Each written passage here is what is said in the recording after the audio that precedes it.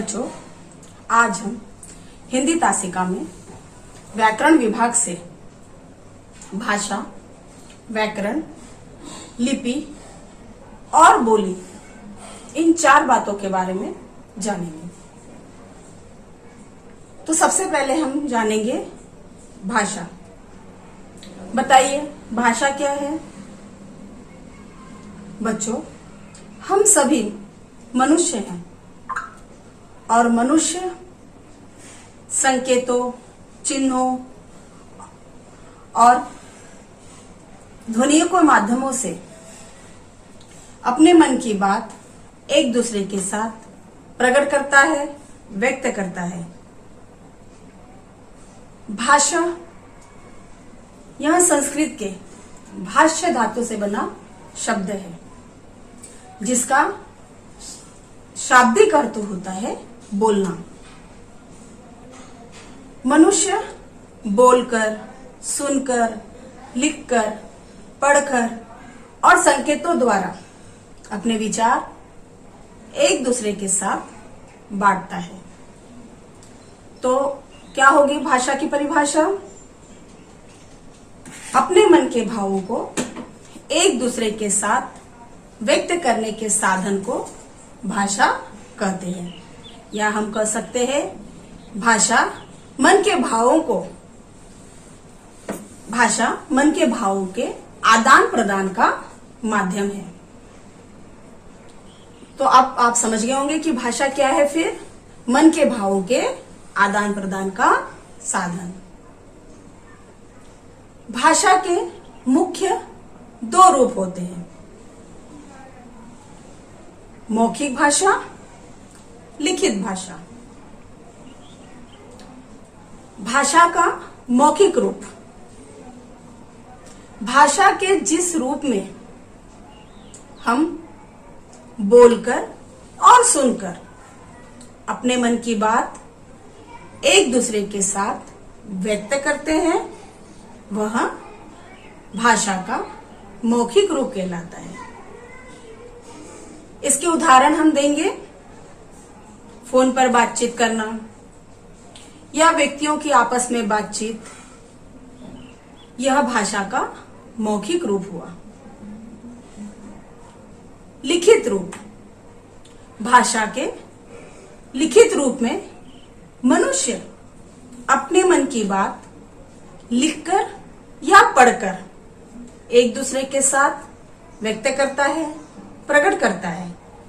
वह भाषा का लिखित रूप हुआ, जिसका उदाहरण हम देंगे। कविता पढ़ना, अखबार पढ़ना या पत्र लिखना, यह भाषा का लिखित रूप हुआ। अभी हमने भाषा के दोनों रूपों को जाना, मौखिक रूप और लिखित रूप। अब हम देखेंगे मातृभाषा। तो मातृभाषा आप सब जानते हैं, सभी को पता है मातृभाषा क्या है। क्या है मातृभाषा? बालक बचपन से जो अपनी माँ या अपने परिवार से जिस भाषा को सुनता है, समझता है और उसी का अवलोकन करता है, वह मातृभाषा कहलाती है। जैसे मराठी परिवार से पलने बढ़ने वाला बच्चा मराठी भाषा बोलेगा, पंजाबी परिवार से पढ़ने बढ़ने वाला बच्चा पंजाबी बोलेगा। तो यह हुई मातृभाषा। राजभाषा। राजभाषा क्या है? यह जो सरकारी कामकाजों में प्रयोग में लाती है, जो सरकारी कामकाजों में यानी ऑफिशियल कामों में जिसका हम प्रयोग करते हैं, वह राजभाषा कहलाती है। हिंदी को 14 सितंबर 1949 को भारतीय संविधान ने राजभाषा का दर्जा प्राप्त करवाया। इसीलिए हम 14 सितंबर को हिंदी दिवस मनाते हैं। राष्ट्रभाषा। राष्ट्रभाषा क्या है? जिसे आप नेशनल लैंग्वेज कहते हैं। मतलब अधिकांश नागरिकों द्वारा ज्यादा से ज्यादा नागरिकों द्वारा जो भाषा का प्रयोग किया जाता है वह राष्ट्रभाषा कहलाती है। जैसे जापान में बोली जाने वाली भाषा जापानीज, चीन की भाषा प्रयोग में लाने जाने वाली भाषा चीनी। अब हम देखेंगे बोली। बोली क्या है? बोली यह क्षेत्रीय भाषा है, मतलब भाषा का अल्प विकसित रूप। भाषा का अल्प विकसित रूप बोली कहलाता है, जो उतने ही एरिया में, मतलब उतने ही क्षेत्रफल में बोली जाती है, वह बोली कहलाती है। अभी बोली भी लोक नृत्य, लोकगीतों के माध्यमों से विकसित रूप प्राप्त कर रही है, जिसमें भोजपुरी, बुंदेली, अवधी, यह सारी बोलियां हैं। इतना अभी हमने जाना राष्ट्रभाषा, मातृभाषा, राजभाषा, इन भाषाओं के बारे में हमने जाना। लेकिन इन सबको लिखने का जो साधन होता है वह क्या कहलाती है? लिपि।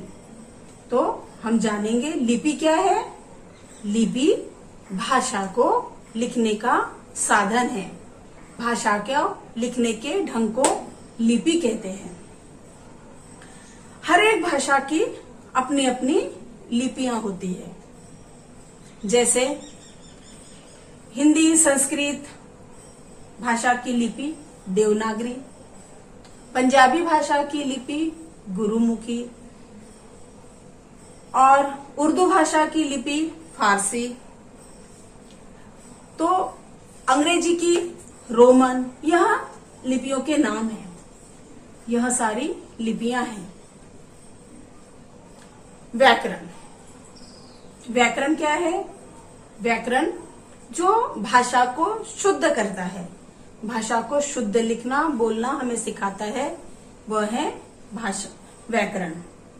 तो व्याकरण को हम कह सकते हैं कि व्याकरण वह शास्त्र है जो भाषा को हमको शुद्ध करना बताता है, सिखाता है। जैसे उसका उदाहरण हम देंगे, मैं बाजार जाऊंगा कल। अगर हम ऐसा कहेंगे मैं बाजार जाऊंगा कल, तो यह हुआ अशुद्ध वाक्य। मैं कल बाजार जाऊंगा, यह हुआ शुद्ध वाक्य। और यह शुद्ध वाक्य हम किसके माध्यम से, किसके द्वारा हमने शुद्ध किया? तो यह शुद्ध किया हमने व्याकरण के द्वारा। तो हम कहेंगे व्याकरण वह शास्त्र है जो भाषा को शुद्ध करना हमें सिखाता है।